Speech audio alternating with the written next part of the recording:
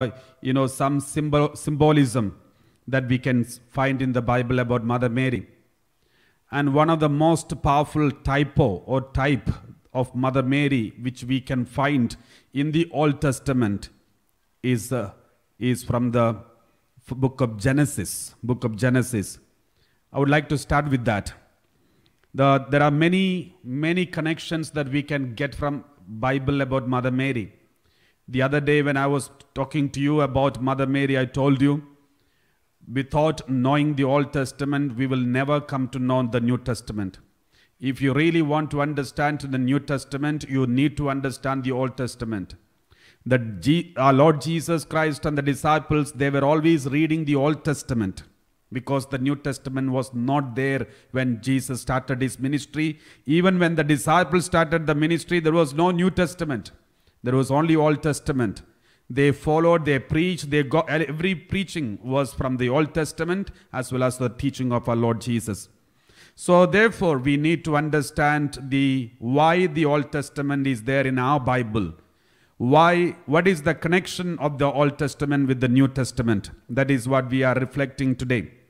So today, before we start the preaching, before we start speaking about that typo in the Old Testament, I would like to give you one word of God. Because there are so many preachers who preach against Mother Mary. There are so many evangelists and so many people who speak against Mother Mary, though Mother Mary did not do anything to them, only good things to them. And Mother Mary gave Jesus to us, and Mother Mary is the mother of our Lord Jesus. But still there are people who try to degrade the importance of Mother Mary from the lives of human being. We give importance for our own mothers, we give importance. And the mothers of famous celebrities, we give importance. But when it comes to Jesus' mother is dishonored by many people in the world. There are many people, after listening to their preaching, there are many other people are influenced to deny Mother Mary, stop rosary and other things. But I would like to give you one word of God that is from Gospel of Luke chapter 11 verse 27. This happened when some people who were listening to Jesus himself. When they were listening to Jesus himself, this is what happened. When Jesus was preaching one day, while he was saying this, a woman in the crowd raised her voice and said to him, "Blessed is the womb that bore you and the breast that nursed you." Blessed is the womb that bore you and the breast that nursed you. I always wonder, Jesus was preaching and she was so impressed by the preaching of Jesus. And then immediately, instead of praising Jesus, she is praising his mother. What does it mean? Anybody who listened to the true teaching of Jesus will never degrade Mother Mary, but instead praise Jesus. If you are listening to a preaching from Jesus, if you are listening to a preaching that belongs to Jesus, then you cannot degrade Mother Mary. You will never speak against Mother Mary, but instead you will praise Mother Mary. You will honor and respect Mother Mary. Therefore, if at all any preaching, any time when you hear, after listening to the preaching, if you feel like degrading Mother Mary, if you feel like denying Mother Mary or dishonoring Mother Mary, then remember that preaching is not from Jesus Christ. Everyone who listens to Jesus will never ever degrade Mother Mary, but instead they will praise Mother Mary. That is what happened here. One lady got up from the crowd when she was so excited listening to the preaching of Jesus. She said, "Blessed is the womb that bore you and the breast that nursed you." It's very important. Now let me come to the point. Today I'm going to take one type of Mother Mary in the Old Testament that we can find. It is from the book of Genesis, chapter 27 verse 1 onwards. This is a beautiful story. First I will explain the story, which we all know that story, but it's good to go through the story. When Isaac was old and his eyes were dim, that means he can't see, he is blind, so that he could not see. he called his elder son Esau and said to him, "My son." And he answered, "Here I am." Verse 2. He said, "See, I am old. I do not know the day of my death." Next. "Now then, take your weapons, your quiver and your bow, and go out to the field and hunt game for me. Then prepare for me savory food such as I like, and bring it to me to eat, so that I may bless you before I die." Now Rebekah was listening when Isaac spoke to his son Esau. Rebekah was listening. See, Rebekah and Isaac, husband and wife, they have got two children, Esau and Jacob. They are twin brothers, but Esau is the one who came first. Therefore, he is the elder brother. And Jacob came second. Therefore, he is the second brother. So when Esau went to the field to hunt for game and bring it, Rebekah said to her son Jacob, "I heard your father say to your brother Esau." See, Rebekah seems to be very cunning and crooked. Every time when I read this passage, I feel angry towards Rebekah. Why did Rebekah do this partiality? Showing partiality, favoritism. Some people have got this tendency. They show some favoritism. Many children used to complain, "Father, my mother shows favoritism. My father shows favoritism. They love my brother more than me. They love my sister more than me." So there are people who think like this. Here we can see Rebekah is showing a favoritism. Rebekah said to her son Jacob, "I heard your father say to your brother Esau." Next. "Bring me game and prepare for me savory food to eat, that I may bless you before the Lord before I die. Now therefore, my son, obey my word as I command you." Now Rebekah is instigating some crooked message in the mind of Jacob. And she said, "Go to the flock, get me 2 choice kids." Kids means small lambs, "so that I may prepare from them savory food for your father, such as he likes. And you shall take it to your father to eat, so that he may bless you before he dies." You know what kind of blessing it is? Normally, every father has got a special blessing to bless the firstborn child. This blessing is only one blessing. Only one person can get this blessing. So if one blessing is given to one person, it cannot be repeated. So this is how the tradition of Jewish people. There is a special blessing only for the firstborn child. So Esau is supposed to get this firstborn child's blessing, but Rebekah is trying her best and using crookedness and try to get the blessing for her second child, that is Jacob. "Now you shall take it to your father to eat, so that he may bless you before he dies." Next. But Jacob said to his mother Rebekah, "Look, my brother Esau is a hairy man, and I am a man of smooth skin. My body smooth skin, my brother a hairy man." Next one, verse 12. "Perhaps my father will feel me, and I shall seem to be mocking him, and bring a curse on myself and not a blessing. If my father comes to know that I am mocking him, cheating him, then he will curse me instead of blessing me." So this is what Jacob told mother. Then his mother said to him, "Let your curse be on me and my son. Only obey my word and go, get them for me." So he went and got them and brought them to his mother, and his mother prepared a savory food such as his father loved. Next one. Then Rebekah took the best garments of her elder son. See, Rebekah went to the wardrobe of his son, her firstborn son Esau, took the best dress of Esau, which were with her in the house, and put them on her youngest son Jacob. The best dress, the best garments of her elder son Esau, which were with her in the house, and put them on her youngest son Jacob. And she put the skins of the kids on his hands, on the smooth part of his neck. And next. Then she handed the savory food and the bread that she had prepared to her son Jacob. So he went into his father and said, "My father." And he said, "Here I am. Who are you, my son?" Isaac, he could not see because he was blind. Then Jacob went inside with this food. Then Jacob called, my father. Then Isaac said, who are you, my son? Jacob said to his father, I am Esau, your firstborn. He said, a lie. He said, I am Esau, your firstborn. I have done as you told me. Now sit up and eat of my game so that you may bless me. But Isaac said to his son, how is it? Next.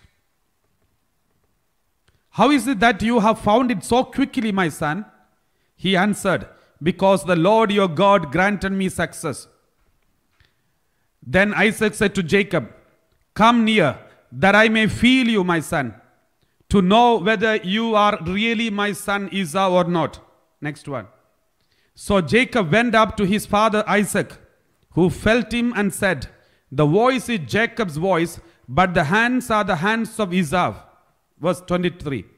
He did not recognize him because his hands were hairy like his brother Esau's hands. So he blessed him. So this is the story.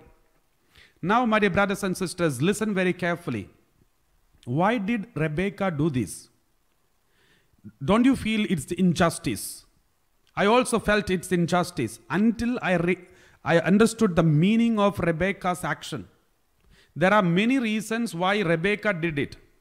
One reason is there is a biblical reason that is also written there because Esau was a different kind of person. But the main reason is Rebekah, we have to understand the Old Testament people are the preparation for the New Testament. The Old Testament, we can see so many shadows of the New Testament in the Old Testament.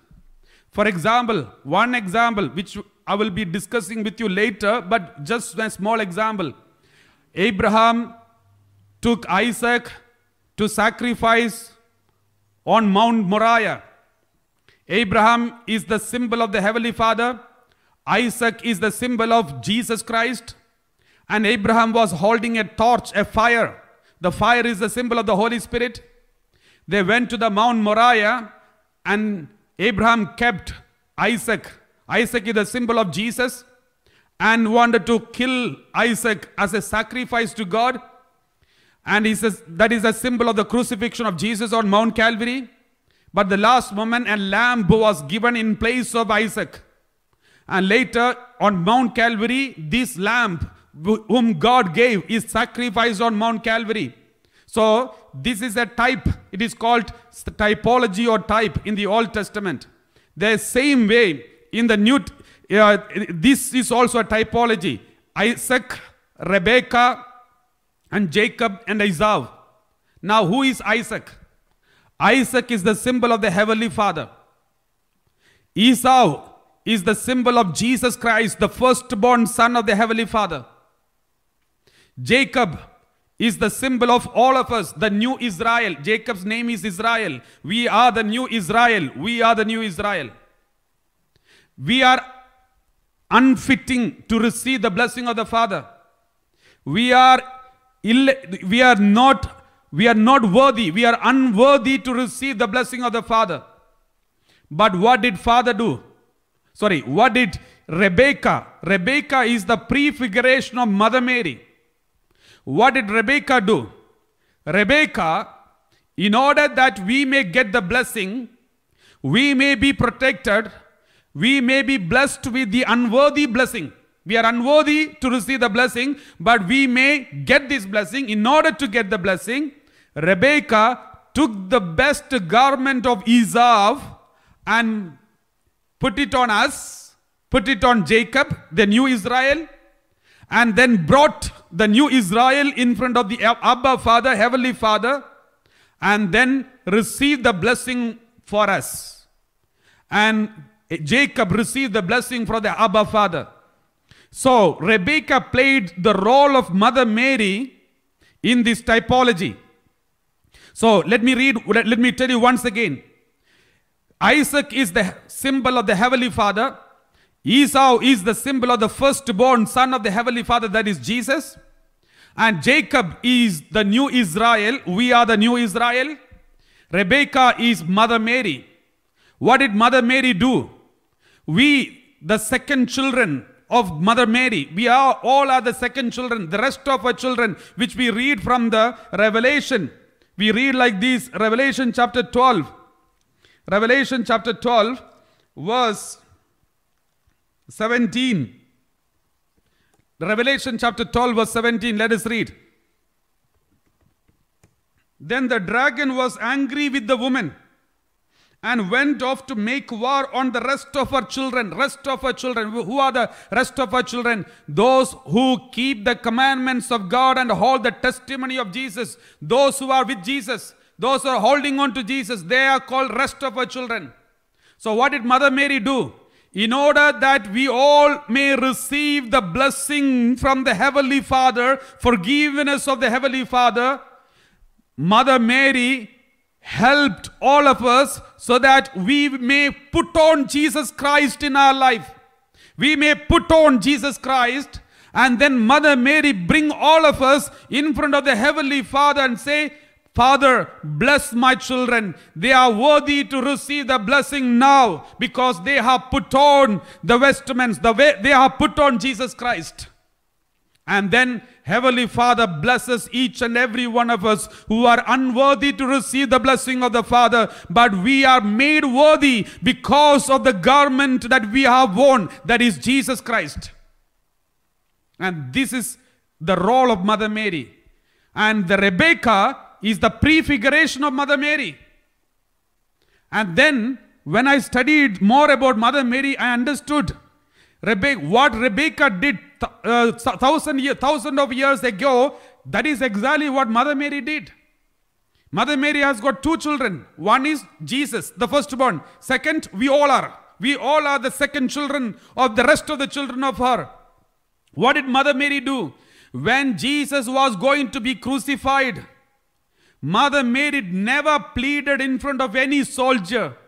She could have pleaded in front of the soldiers and said, please don't kill my son. He's gone out of mind. Please leave him. I will take him and treat him and I will protect him. I will make sure that he doesn't preach anymore. Mother Mary could have pleaded like this in front of the soldiers, in front of the leaders. But Mother Mary did not plead in front of anyone.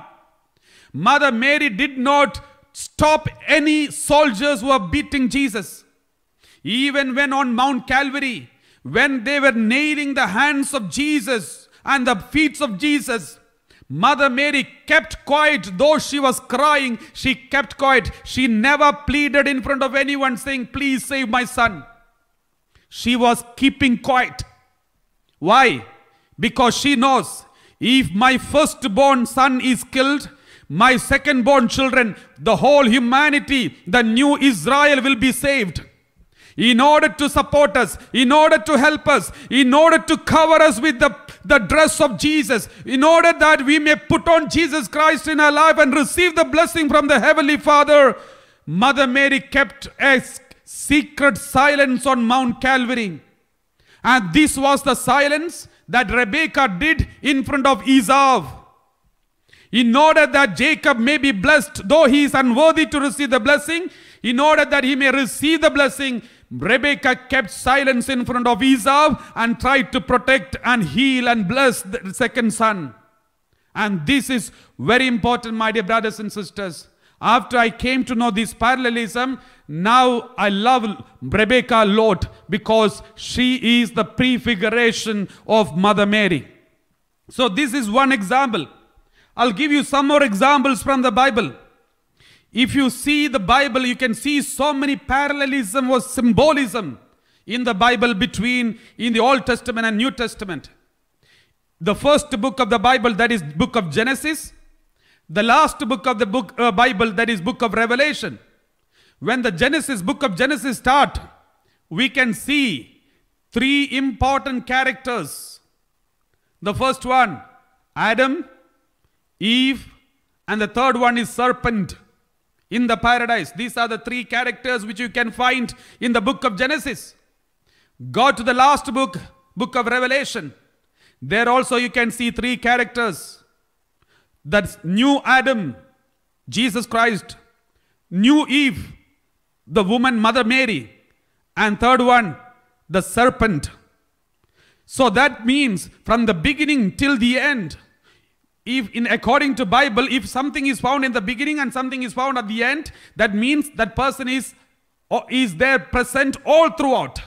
That persons are present all throughout. From the beginning of the Bible, from the end till the end of the Bible, these three people are there. They are all throughout is there. The same way, if you read the Gospel of John, the beginning, there is a mention about Mother Mary. The last on the cross, there is a mention about Mother Mary. When Jesus started the ministry, Mother Mary is present. When Jesus was concluding the ministry, Mother Mary is present. What does it mean? That means Mother Mary was present all throughout his ministry. Mother Mary was present all throughout his ministry. In the Old Testament, woman Eve invited Adam to commit sin. In the New Testament, Gospel of John, when Jesus did not want to start the public ministry, how did Jesus start the public ministry? He was not planning to start the public ministry. But suddenly at wedding at Cana, the new woman, the new Eve, Mother Mary, invited Jesus and said, do it.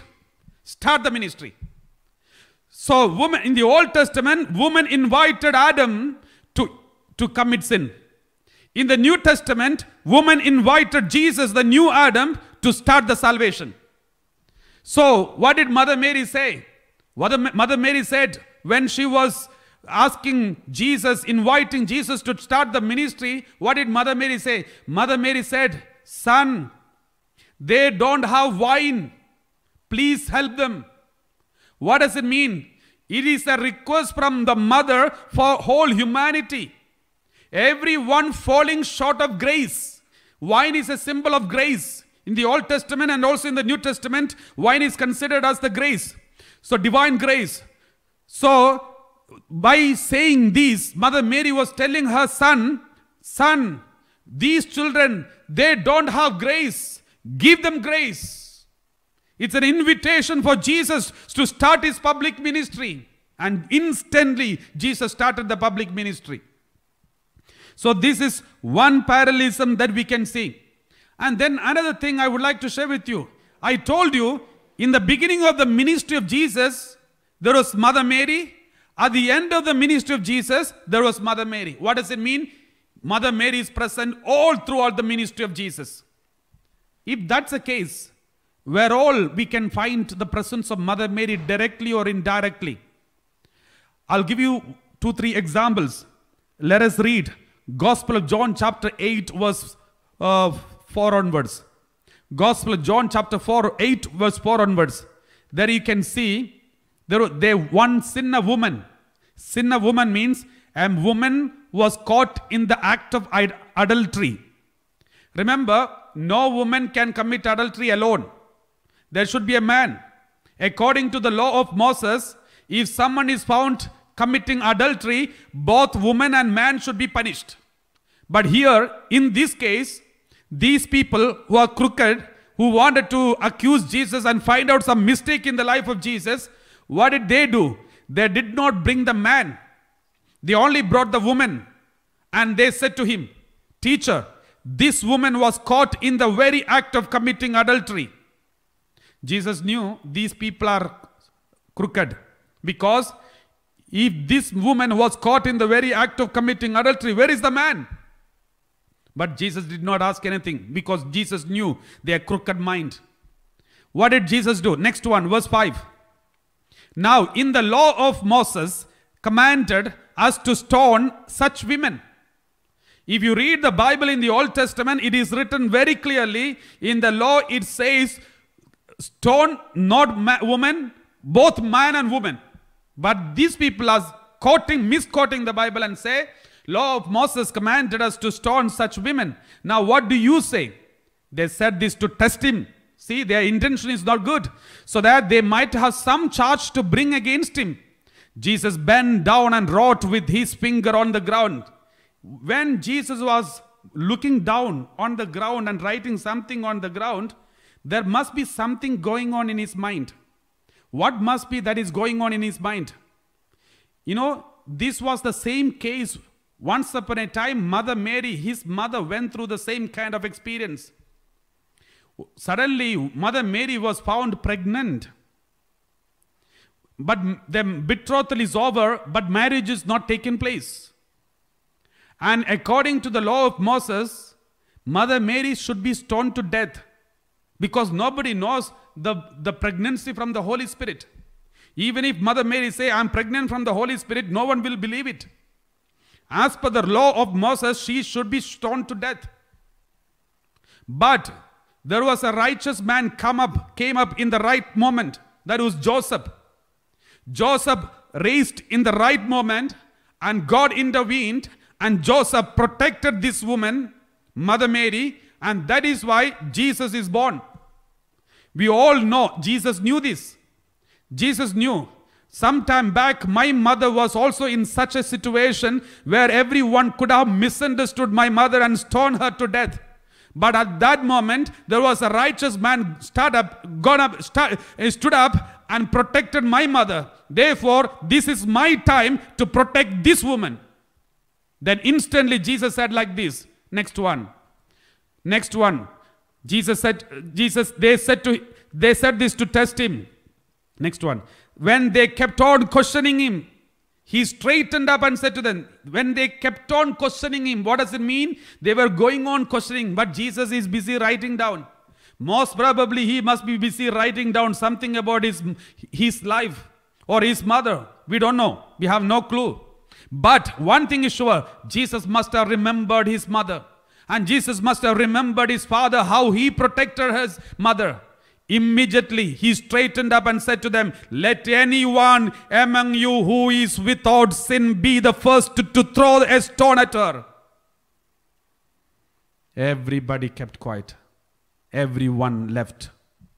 My dear brothers and sisters, this is one occasion where you can find the presence of Mother Mary in a secret and hidden way. Let us give you another occasion. Gospel Luke chapter 7 verse 11. 7:11. There was one lady, widow of Nain. Soon afterwards he went to a town called Nain, and his disciples and a large crowd went with him. This is the only time we read in something about Nain, the town Nain. There is nothing else is referred in the Bible about Nain. This is what happened. As he approached the gate of the town, a man who had died was being carried out. He was his mother's only son, and she was a widow, and with her was a large crowd from the town. Listen very carefully. What is the specialty of this mother? This mother has only one son. She is a widow. She has only one son and she is a widow. And now the son is dead and widow. She is alone. There is nobody to support her. What did Jesus do? Why did Jesus come to Nain? This is the only time he visited Nain. At least in the Bible we don't see any other reference. Why did Jesus come to this Nain, the town Nain? Because that moment Jesus must have remembered his mother. Why? Verse 12. Can you show the verse 12? Why? Because a man who had died, he was his mother's only son. That means there is a mother. She has only one son. She is a widow. Then Jesus must have remembered his mother. His mother is a widow already because Joseph is already dead. And she has only one son, that is Jesus. Soon this son is going to be killed. And then that mother is going to be lonely. And that mother is going to cry and weep. And then who will console that mother?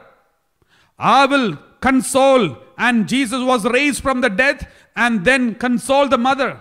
The same situation is the prefiguration is taking place. Jesus looked at the mother. She was widow and she has only one son, and son died. Then suddenly Jesus raised the son from the death and handed over the mother and said, "Don't cry." See, why did this mention? Why is this? There are so many miracles Jesus performed. Why this is mentioned here? Because secretly in the mind of Jesus, Mother Mary is present. Let us continue reading verse 13. When the Lord saw her, he had compassion for her and said to her, "Do not weep." He had compassion for her.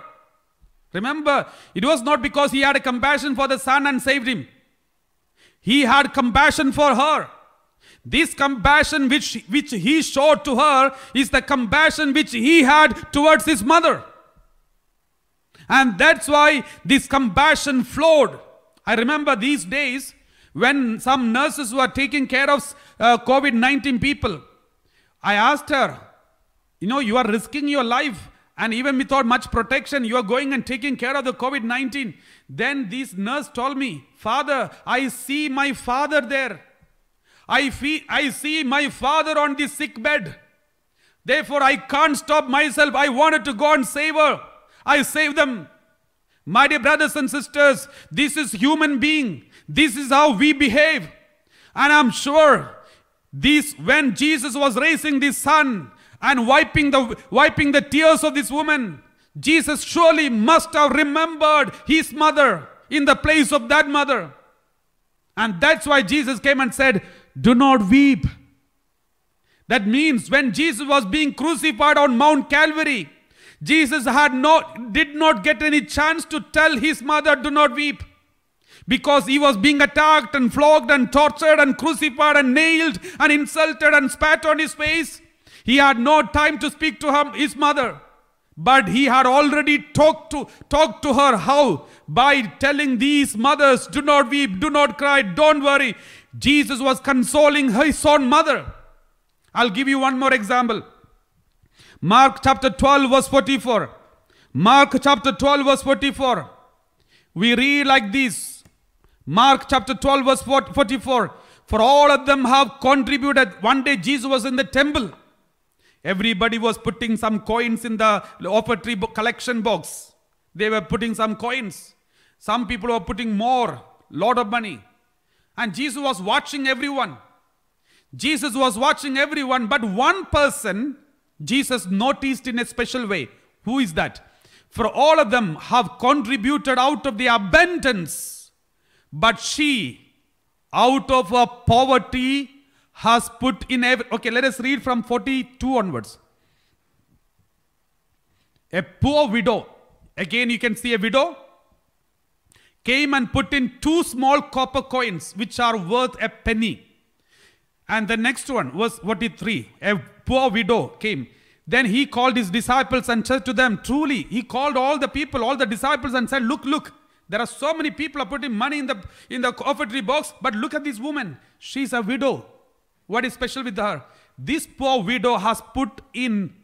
Then he called his disciples and said to them, truly I tell you, this poor widow has put in more than all those who are contributing to the treasury. She put more than everyone else. Why? Next one, verse 44. Because for all of them have contributed out of their abundance, but she out of her poverty has put everything she had, all she had, to live on. She surrendered to God. What is this? Who is this? Jesus said, she's a widow. That means husband is already dead. And what she has only these 2 coins at all. There is nothing else. All she had to live on. But what did she do with that? She gave whatever that she had, she gave completely everything to. The 2 coins she gave completely to Jesus. She gave completely to God. She surrendered everything totally in the hand of God. She gave everything. That means Jesus must have remembered his mother. His mother, a widow. She has no one else. The only support for her livelihood, for her future, is her only son. But what did she do? When her son became 30 years old, she completely gave up her son totally to the work of God, the ministry of the Lord. And Jesus came out of his home. After that, he never went back to his home. He's sleeping on the road, sleeping in the Gethsemane, sleeping in here and there, busy preaching. But she gave her only son to God completely and surrendered.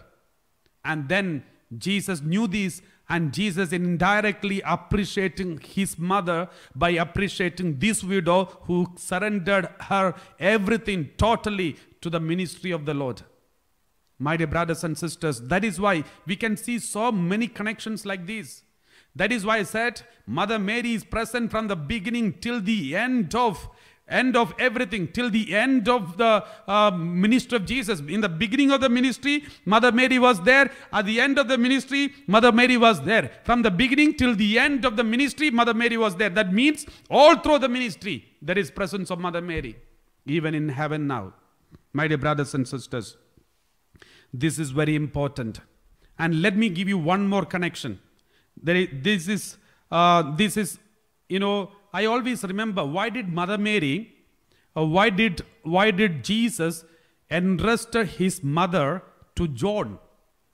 Out of 12 disciples, all of them have got their mothers.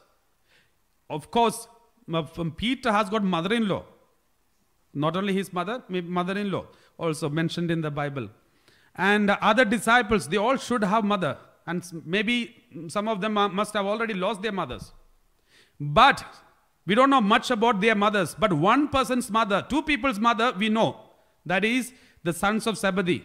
Because that mother came to influence Jesus. We read like this.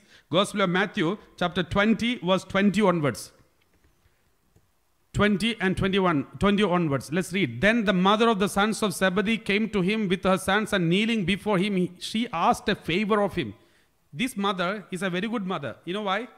Because she brought up two children, and both of them decided to go to the seminary and become priests. So they are with Jesus. That means this mother is a very good mother who knows how to bring her children up.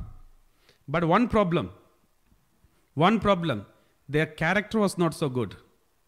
That means she could make her the disciples of Jesus, but she could not make them. She could make them that like as disciples of Jesus, but she could not make them a good disciples. Why? If you read some other passage, Gospel of Luke chapter 9 verse 53 onwards. Gospel of Luke chapter 9 verse 53 onwards.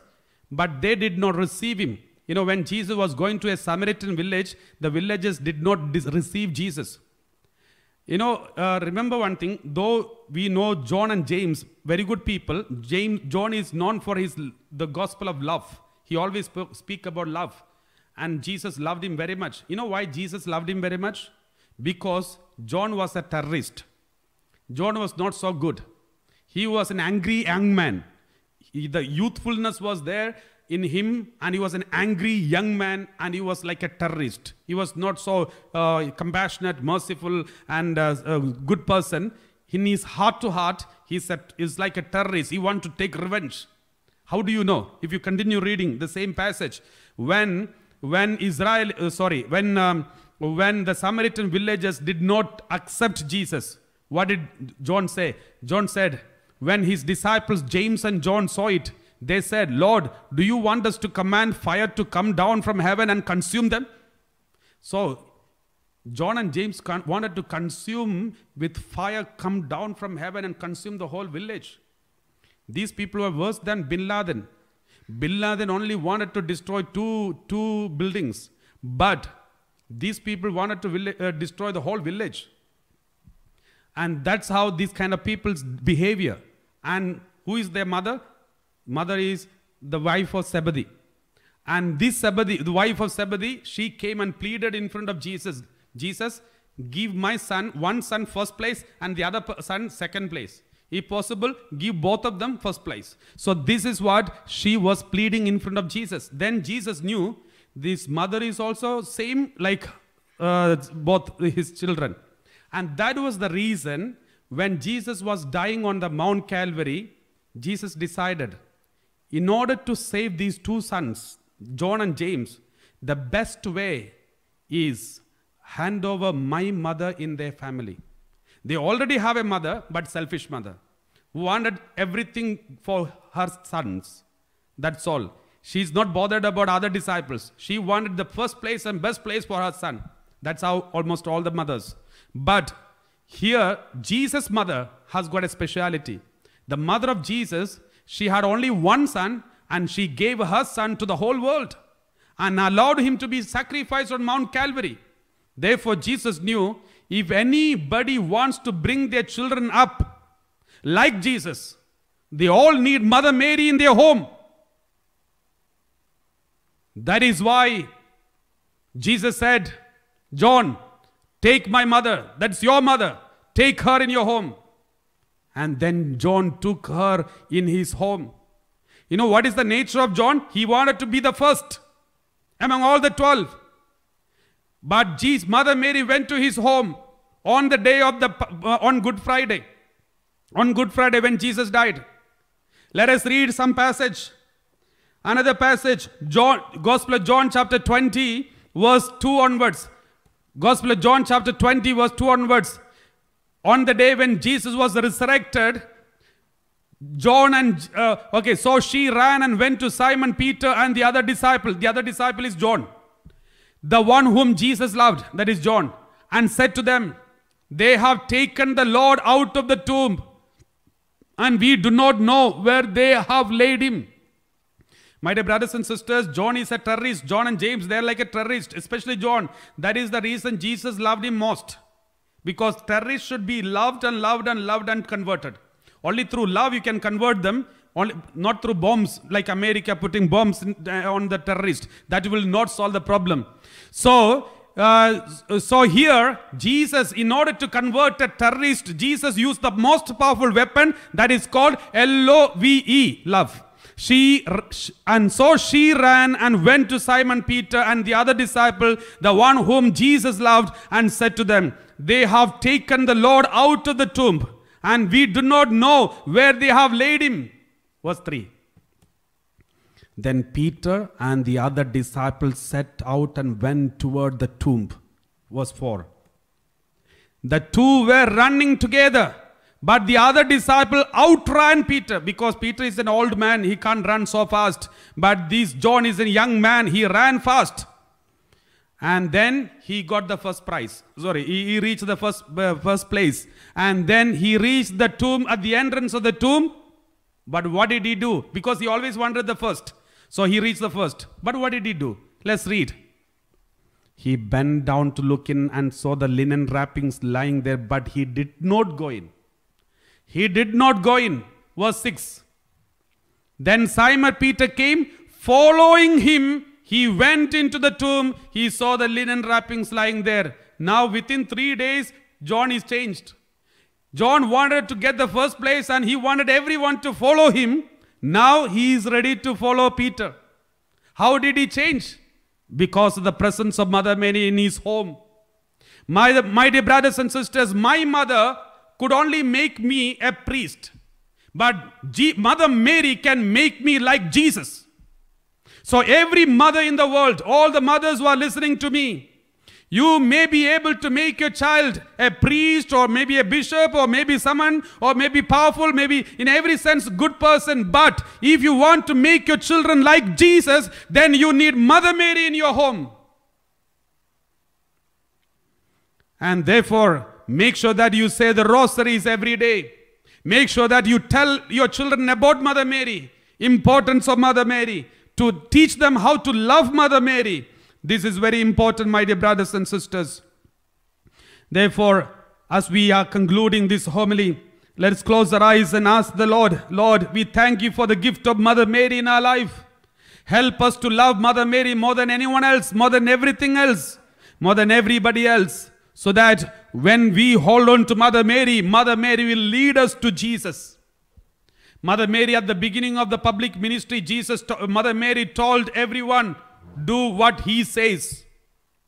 What did Jesus say at the end of the public ministry? This is your mother. What did Mother Mary say? Do what he says. What did Jesus say at the end? This is your mother. Then do what he says. Let us close our eyes.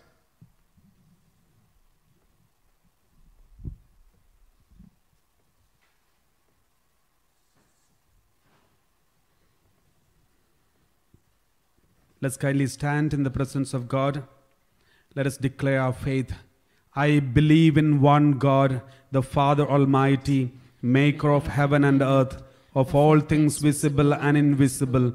I believe in one Lord Jesus Christ, the only begotten Son of God, born of the Father before all ages, God from God, light from light, true God from true God, begotten, not made, consubstantial with the Father.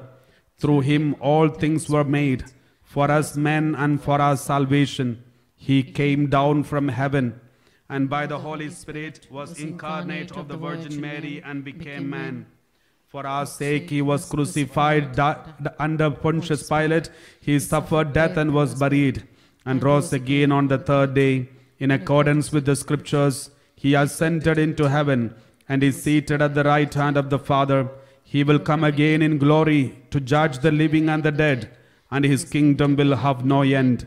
I believe in the Holy Spirit, the Lord, the giver of life, who proceeds from the Father and the Son, who with the Father and the Son is adored and glorified, who has spoken through the prophets. I believe in one holy Catholic and Apostolic Church. I confess one baptism for the forgiveness of sins, and I look forward to the resurrection of the dead and the life of the world to come. Amen. Let's please be seated. Let us pray for the whole world. Let's pray for Pope Francis. Your response shall be, Lord, graciously hear us. Lord, graciously hear us. Abba Father, we pray for Pope Francis, all the cardinals, all the bishops, all the priests, all the missionaries, all the religious, all over the world, especially in these moments of crisis, whatever the struggle and problem that they are facing, especially the struggle to cater for the people of God and help and do the service for the people of God. If there is something that is blocking them, let all these blocks be removed so that they be service-minded and be helpful for the people. We pray for this. Lord, hear our prayer. Lord, graciously hear us. Lord Jesus, we pray for all the leaders of the countries all over the world so that they may be able to take a right decision in the right time with the wisdom of God, not with any selfish intention or not with any kind of wrong motives in their mind. Bless them to take the right decision controlled by the Holy Spirit. We pray to you, Lord. Lord, graciously hear us. Heavenly Father, we pray for all the doctors, nurses, and all the hospitals, and all the workers in the hospitals, all different varieties of work that they do. We surrender everything unto you, Lord. Take control of everyone, what they do. Bless everyone and everything that they do. Protect all the doctors, nurses, and protect everyone who is in the ministry, in this ministry of service of health. We pray for all of them. Cover them in your mantle. Oh, Mother Mary, through your blue mantle, protect them from all evil. Lord, hear our prayer. Lord, graciously hear us. Heavenly Father, we thank you and we pray in a special way for all those who are affected with COVID-19, those who are having the symptoms, those who are at home and who are sick, and those who are in the hospital, those who are on ventilators, especially those who are seriously sick. We pray for them.